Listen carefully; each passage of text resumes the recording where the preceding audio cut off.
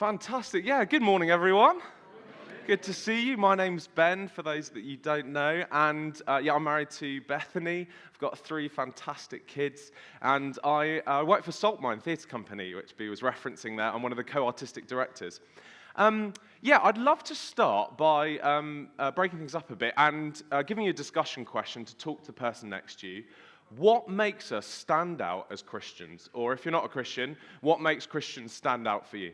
So talk to the person next to you, people around you, and I'll have some answers. Maybe B might be able to go around on the mic. You've got about a few minutes. What makes us stand out?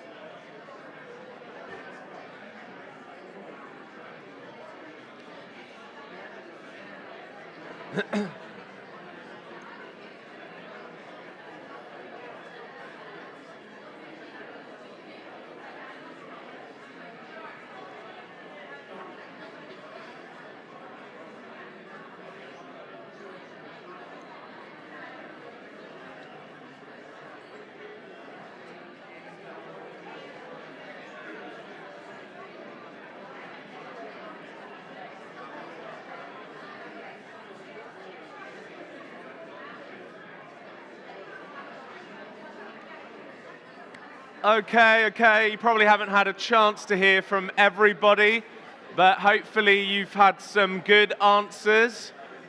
So a bit of space. I wonder about hands up. We've made it a bit class, haven't we, today? But yeah, anyone want to share maybe what you offered or maybe what the person next to you offered and you thought it was quite a good idea, so you can speak for them. Hands up. What makes us stand out as Christians? Not putting our hands up is obviously one of them as well. But come on, volunteer. Yeah, let's see. What makes us stand out? Who had a good answer? Thanks, Jeremy. Yeah, go for it. What makes us stand out? It's quite superficial for me, but in the workplace that I work in, it is the language. You just know straight away. Or absence of language, or good. Okay, good. Yeah. What else? What else makes us stand out? Yeah, great. Thanks.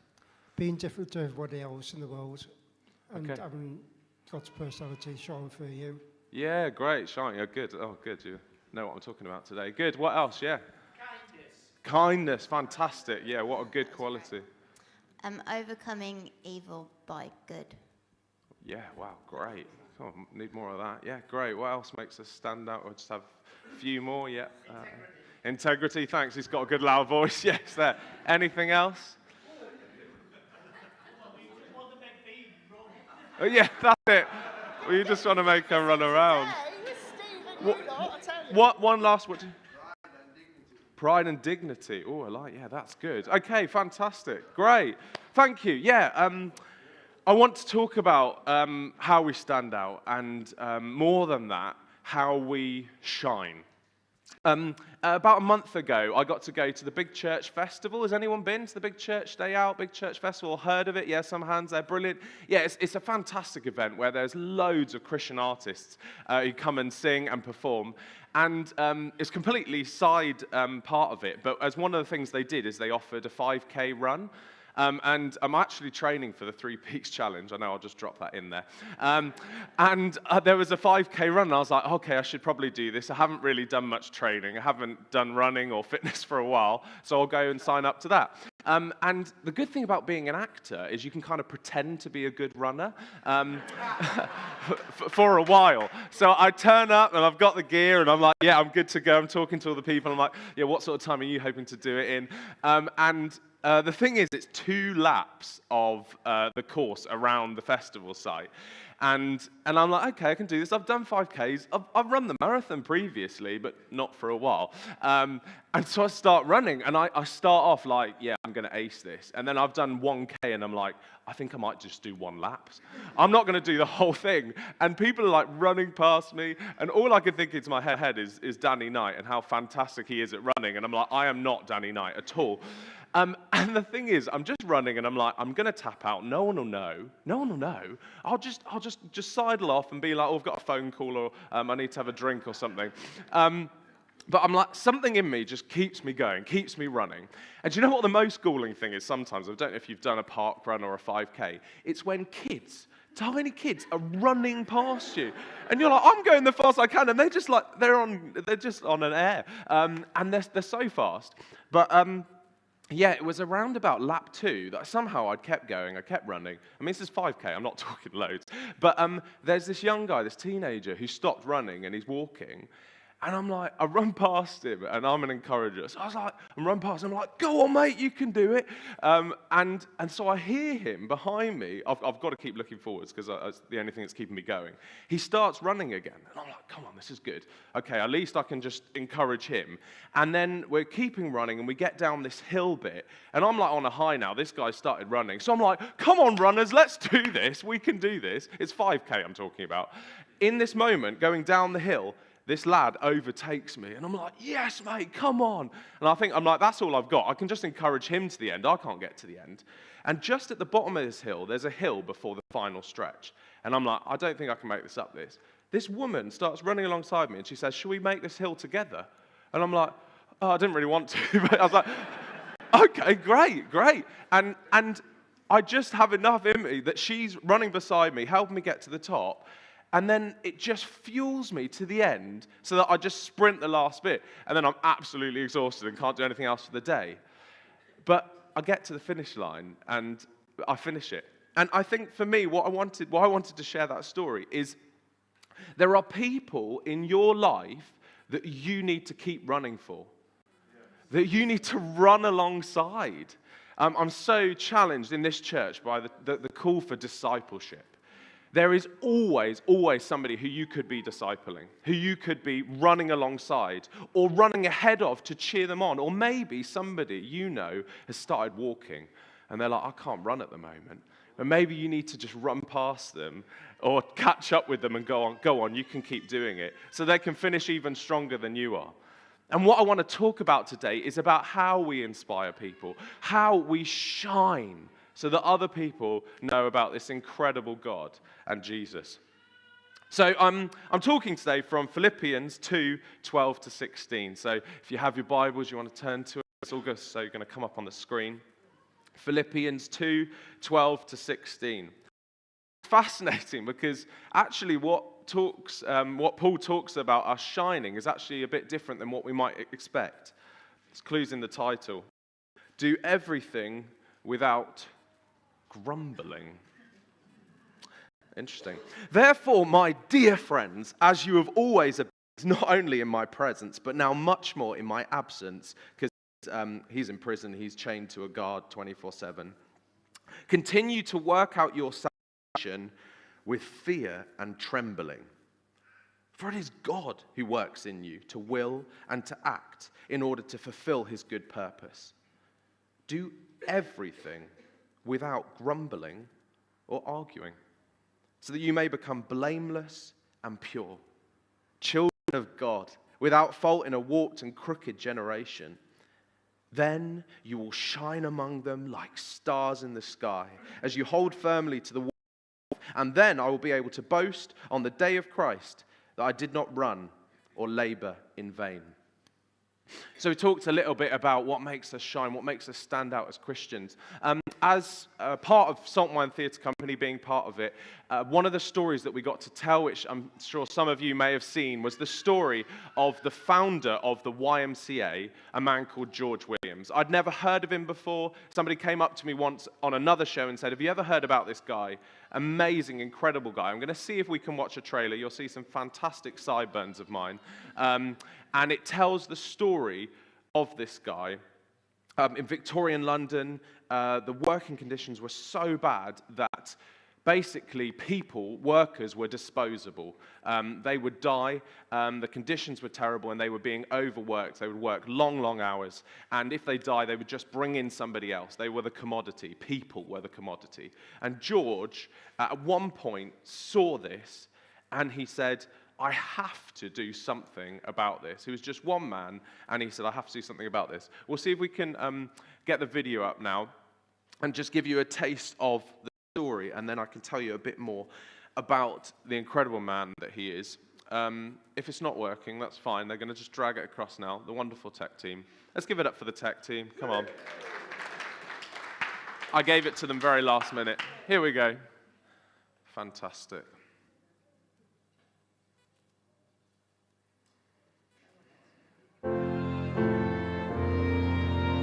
Work hard, Dad said. Work hard and good things will happen. And so I went to meet my destiny and make my fortune in the greatest city in England and the centre of the world. Piper's London!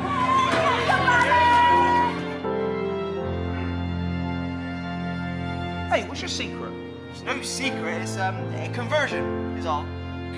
What's that then? The long hours, the daily grind. I've battled all my life for the right to work. So don't tell me it's a prison or the root of misery. Work is a gift. Yes it is, but it can also be a curse. If men won't go to the churches and chapels, or if the churches and chapels cease to feed our souls, there must be somewhere else.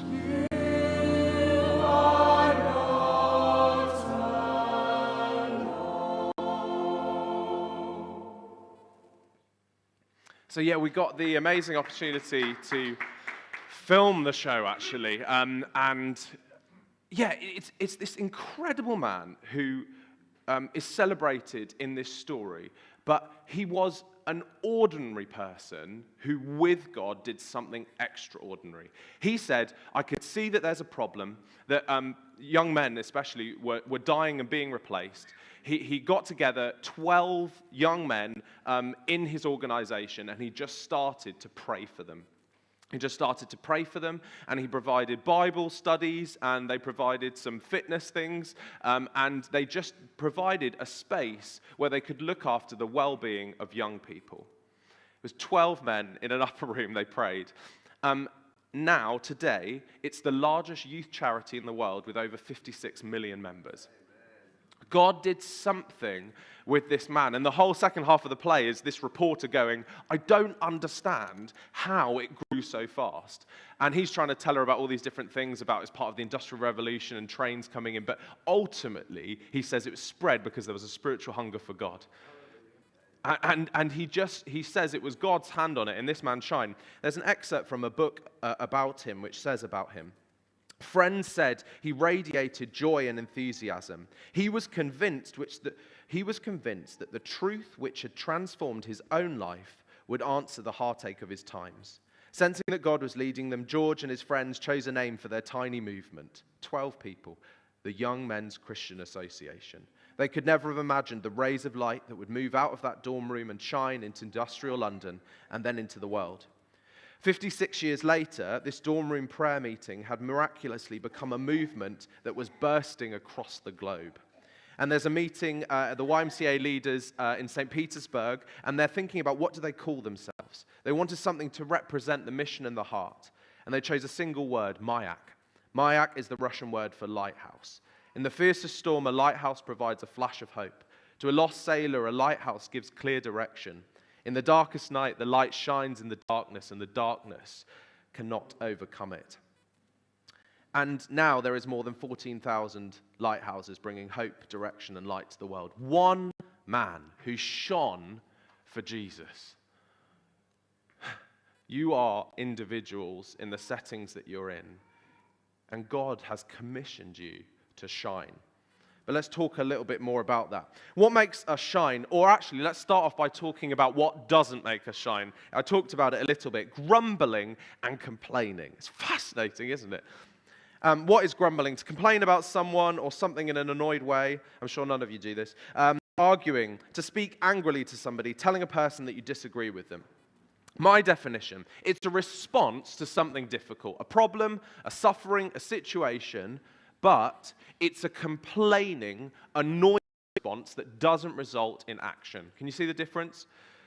So I don't know what you complain or grumble about. I was thinking about it. I think I have very high expectations of food when I go out to eat at restaurants. Anyone else? And I think when it doesn't meet my expectations, I'm often like, why did I pay this amount for this food? It's terrible. So I have very high expectations. one thing I'm doing at the moment, I don't quite know why, but Bethany and I chose to take on a renovation. I'm sure you've heard different bits about it. One of the things that I decided to do, I needed to fix a tap. I just needed to replace a little flexi hose. I don't know, is there any good DIYers here? People who are, quite good at that, some nods? Yeah, great. I need your help. And so I was fixing a tap, and I thought, I'll get my 3-year-old son, Zion, to help me. As you do. And so I've given him a random selection of my tools that he can just bash a bit of wood with. I've turned the water off because I need to change this bit of the tap. And it's kind of going well, and I've replaced this little flexi hose, and then it starts dripping. And I'm like, okay, that's the first problem. And then Zion, without me realizing, takes the little washers that I need and starts dropping them down the toilet, which is behind me. And I'm like, this is really helpful, not now, Zion. So I'm scooping these out and realizing I can't actually wash my hands because I've turned off the water to the sink that I'm trying to fix. And then I go downstairs, turn the water back on after isolating it, and we break the hand soap in the downstairs sink. And I'm just like at the end of myself. And I think the other day I went to Bethany, I just went, I'm not a renovator, I can't do it, I'm terrible at this, and I was just complaining about everything in the house. I don't know what it is for you that gets you to a point of complaining or arguing. What do you grumble about? And it's that kind of underlying noise, isn't it, of like something that's going on that's coming out as that grumbling. What were the Philippians grumbling about? In chapter 1, verse 29, it says, "For it has been granted to you on behalf of Christ," sounds lovely, "granted to you on behalf of Christ, not only to believe in him, but also to suffer for him." They had a very valid reason for grumbling. What do you grumble about, gossip about, moan about, complain about? Politically, socially, in church, about your family, at work? The worship band don't sing any songs I know or in a style I like. I just can't connect with God. Oh, I wish my sibling would stop being so selfish and thinking about their needs all the time. Oh, my boss has it in for me. They never listen. They ask too much. They're a slave driver. What sounds a bit like you?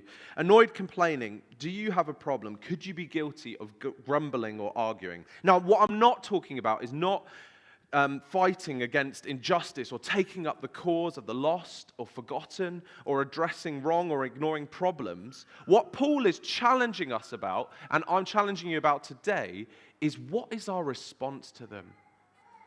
What is our response? What should our response be? It's in the passage. With fear and trembling, with humility as servants. Psalm 2 verse 11 says, "Serve the Lord with fear and celebrate his rule with trembling." I think fear and trembling can sound like a scary thing. It should be like, we can't grumble and argue, we should just be scared of God.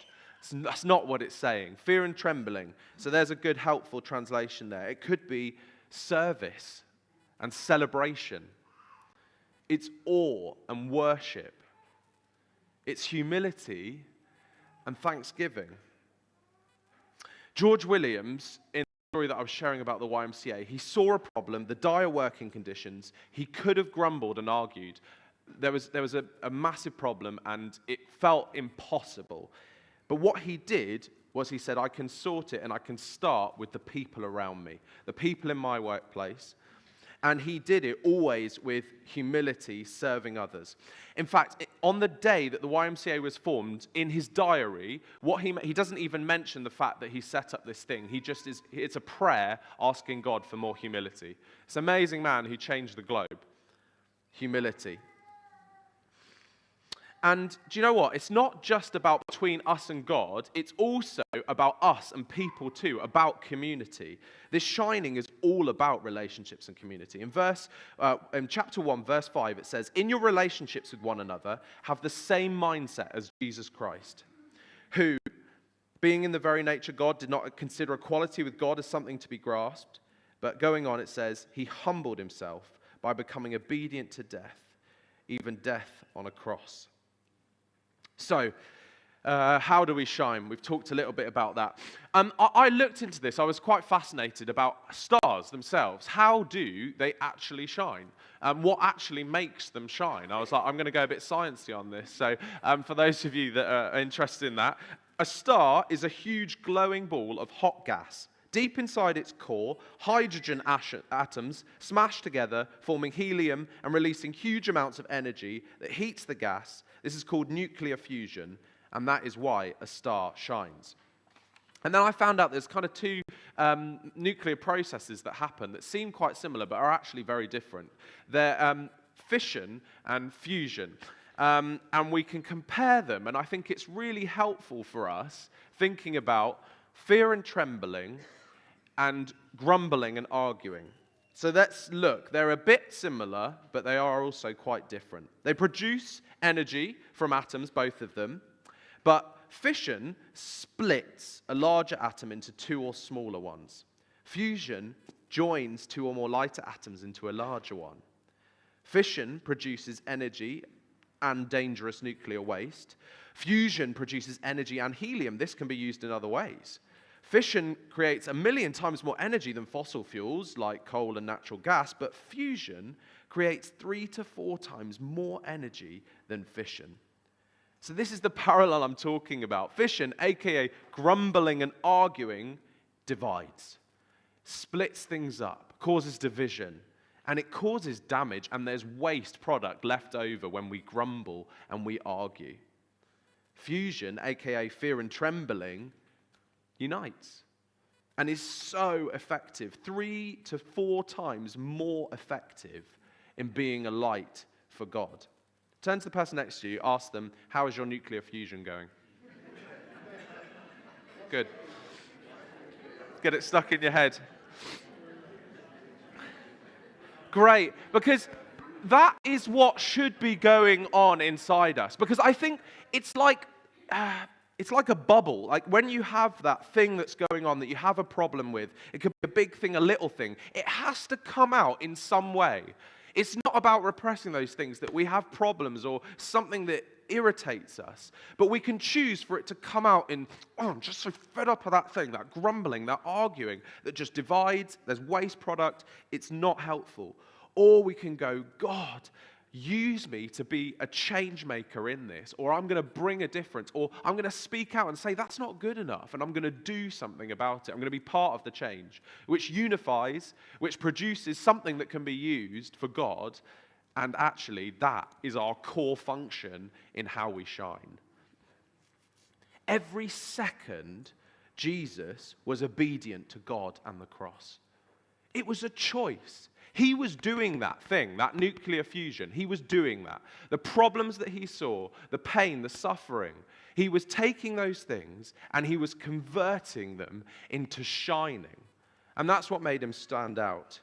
He was converting problems into shining. Now, that's not easy, is it? We're not Jesus. I've played Jesus, but I'm not him. But there is encouragement for us. And even Jesus says it, one of the lines I've said before, he says, the Son can do nothing by himself. The Son can do nothing by himself, but he only does what he sees the Father doing. And you'll be amazed, but he'll show me greater things than these. And do you know what? I sometimes think the thing that marks out Jesus the most is his relationship with the Father.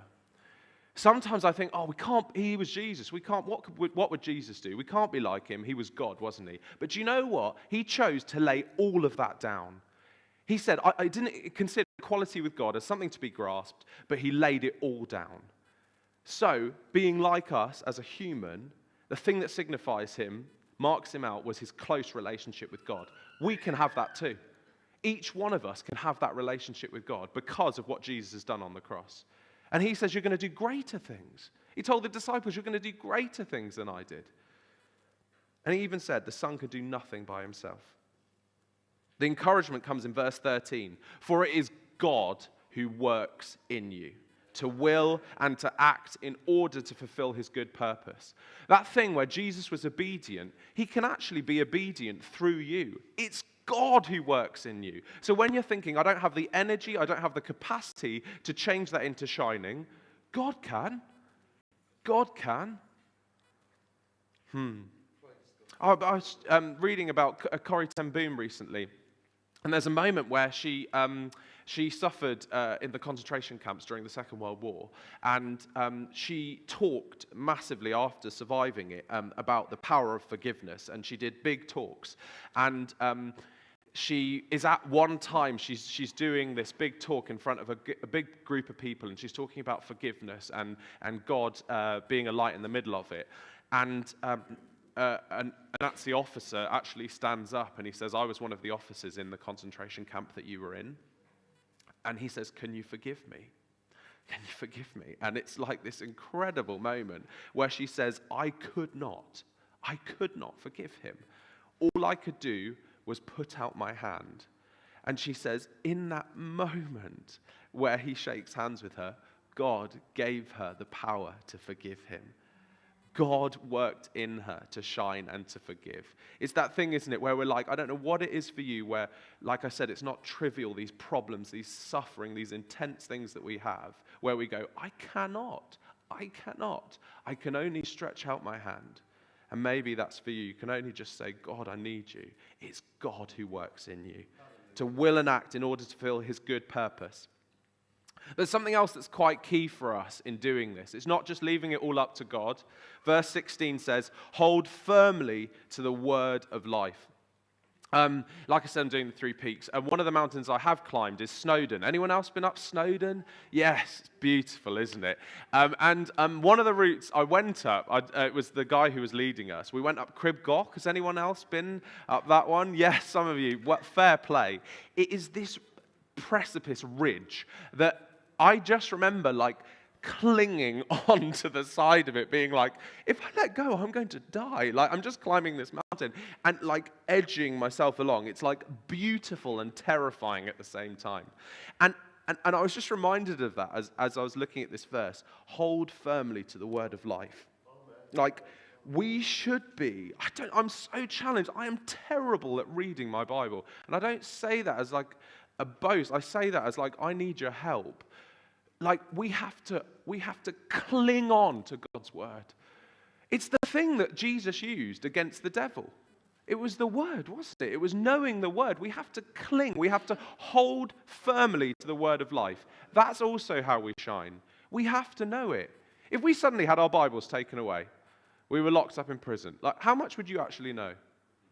I'm just so challenged by that. So challenged. Hold firmly to the word of life. Cling on to it. Now, we know a bit about how we shine. I've given you some tips, hopefully.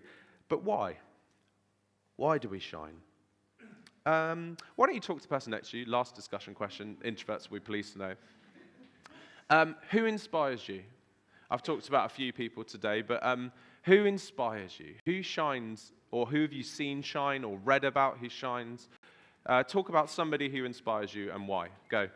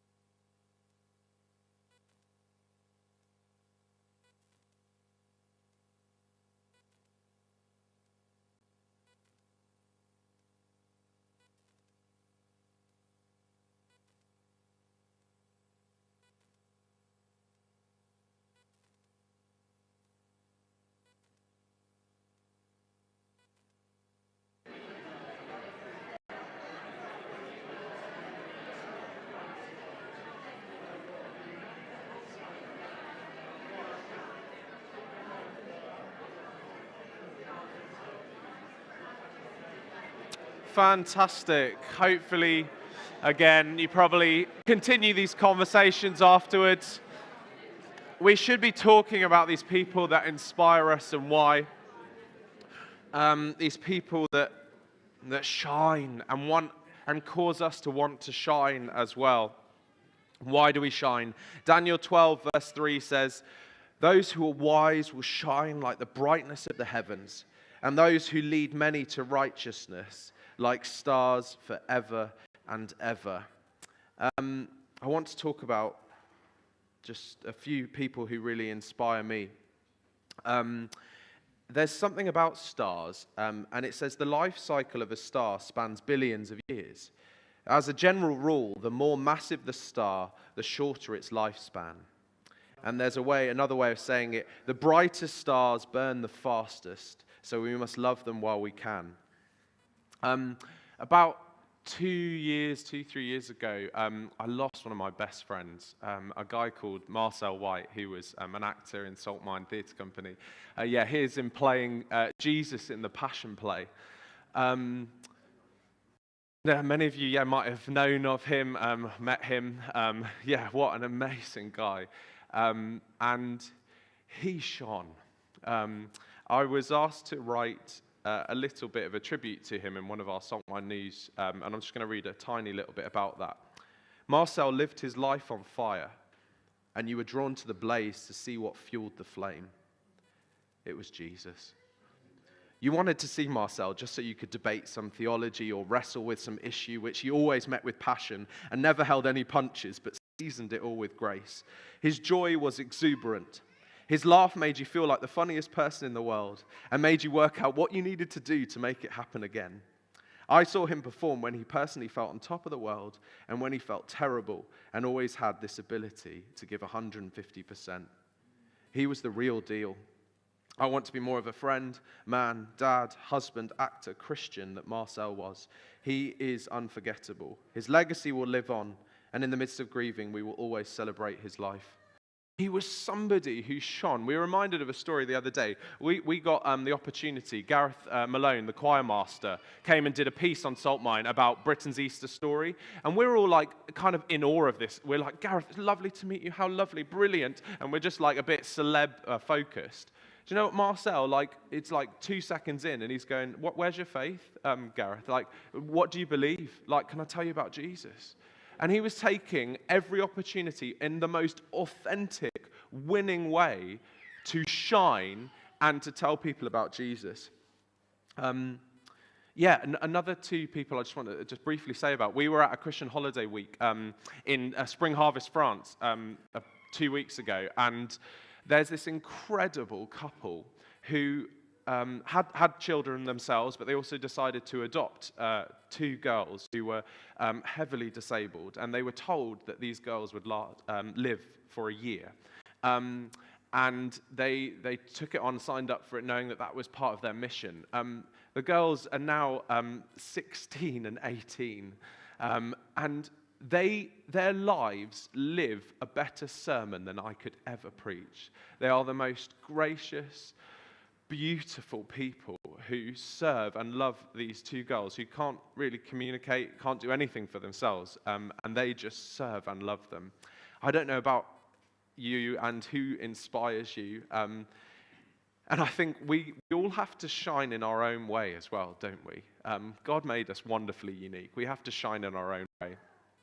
And I also just want to say, for anyone today who doesn't know God here or listening to this talk, if you don't know God, there is a wonderful invitation in the middle of this passage. And it basically, it offers you, I'm going to find it here. I think I've dropped it on, there it is. It's right in the middle. He offers you the opportunity to become children of God. I don't know if you feel like life is just a bit too overwhelming, and those problems, those things that you challenge with, you think, I can't actually, I don't have the capacity to keep going, or I'm missing something here. God invites you to become his child. He loves you, and he says, I'm going to help you shine. I want to shine with you. I want to shine through you. And he offers you a relationship that's everlasting. So yeah, I just don't know if that's you. I'd love to talk to you at the end if that is you. But finally, what are stars used for? And I'm coming to a close here now. It's good because I didn't really time the sermon, so we haven't run into the England game, so that's good. What are stars used for? Why don't the worship band come back up while I just do this final thing? What are stars used for? Hope, navigation, stories.